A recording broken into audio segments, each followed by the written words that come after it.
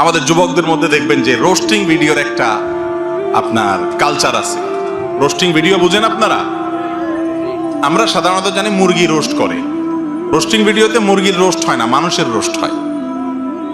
শব্দটার মধ্যেই বোঝা যাচ্ছে কি পরিমাণ অ্যাগ্রেসিভ কর্মকাণ্ড সেখানে হতে পারে। কেউ হয়তো কোনো ভুল করেছে, কোনো অন্যায় করেছে, আর তো রক্ষা নাই।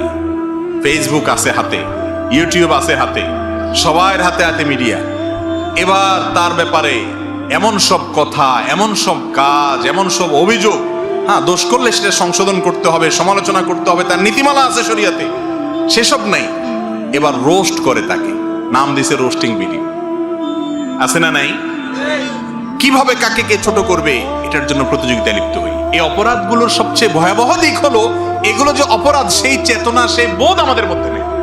আপনি যদি অপরাধকে অপরাধ মনে করেন তাহলে তো তওবা তৌফিক হবে। আপনি তো এরকম হাজার হাজার মানুষের ইজ্জত নষ্ট করেছেন, অপমান করেছেন, আপনার খবরও নেই।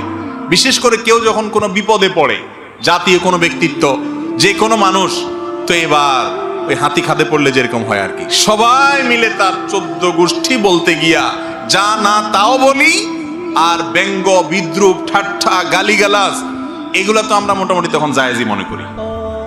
এই রোগটা আমাদের মধ্যে আছে না নাই? কোনো মানুষকে কখনো অপমান করবেন না, কোনো মানুষকে কখনো বেইজ্জত করবেন না। নবী করিম সাল্লাল্লাহু আলাইহি সাল্লামের আখলাক ছিল, তার সামনে যখন কেউ কথা বলতো তিনি পরিপূর্ণ চেহারা দিয়ে কথা বলতেন, ঘাড় ফিরিয়ে কথা বলতেন না, কারণ এতে মানুষ মনে কষ্ট পায়। সে মনে করে যে আমাকে কেয়ার করে নাই, গুরুত্ব দেয় নাই।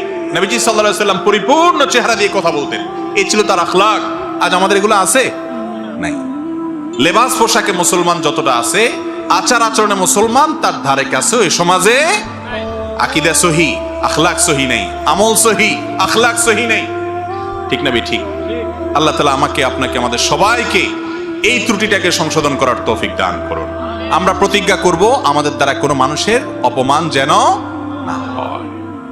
ফেসবুকে ট্রলবাজি, এটা তো এখন যুব সমাজের কাছে সবচেয়ে পছন্দের আইটেম, তাই না? ট্রলবাজি মানে কি? এর নিয়ে হাসাহাসি, তামাশা, মশকরা। এটা ফেসবুকে কেন, অফলাইনেও নিজের দোস্তদের মধ্যে কাউকে পাইলেন আর অপমান করলেন, এগুলোকে আমরা বৈধ মনে করছি। মানুষ আজ পশুকে হার মানানোর প্রতিযোগিতায় নেমে গেছে। তাহলে এই অপরাধটা থেকে আমরা বেঁচে থাকবো। কারণ দুনিয়াতে যদি কাউকে আপনি বেইজ্জত করেন, আল্লাহ তাআলা আখিরাতের জন্য অপেক্ষা করবেন না, এটা তো আছেই। দুনিয়াতে আল্লাহ তাআলা পরবর্তী স্কোপে আপনি যেই জায়গায় এমন এক বিপদে পড়বেন যে আপনার পাশে কেউ দাঁড়াক চাবেন, ওই জায়গায় আল্লাহ আপনাকে আঘাত দেবে না, কাউকে দিয়ে রক্ষা হবে না। ওই বিপদ, একজনের বেইজ্জতের প্রতিশোধ আল্লাহ তাআলা দুনিয়াতে নেন, নগদ শাস্তি। এই জন্য অপরাধ থেকে বেঁচে থাকবো। আল্লাহ আমাদেরকে বাঁচার তৌফিক দান করুন।